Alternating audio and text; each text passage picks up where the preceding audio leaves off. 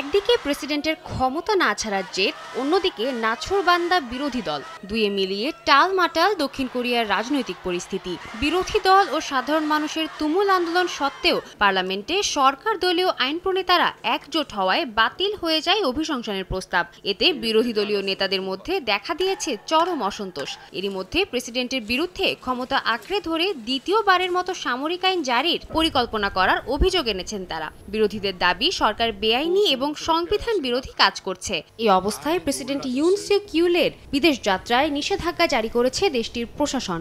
অন্যদিকে ক্ষমতা ছেড়ে দেওয়ার পরেও জালিয়াতির অভিযোগে গ্রেফতার হয়েছেন ইউন সরকারের সাবেক প্রতিরক্ষা মন্ত্রী কিম ইয়ং হুন।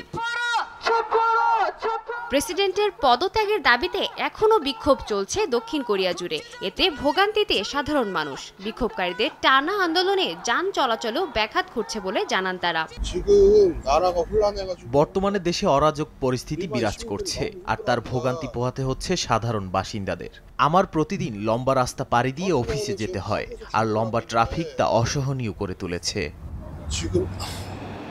এদিকে এই রাজনৈতিক অস্থিরতা দেশটির অর্থনীতিকেও ব্যাপকভাবে ক্ষতিগ্রস্ত করছে। সোমবার দেশটির শেয়ার বাজারে 2.3% দরপতন হয় বলে জানিয়েছে কর্তৃপক্ষ। যদিও দেশটির অর্থ মন্ত্রণালয়ের দাবি, দেশের অর্থনৈতিক স্থিতিশীলতা নিশ্চিত করতে সব ধরনের পদক্ষেপ নিতে প্রস্তুত তারা। সাদিয়া তাসনিম, সময় সংবাদ।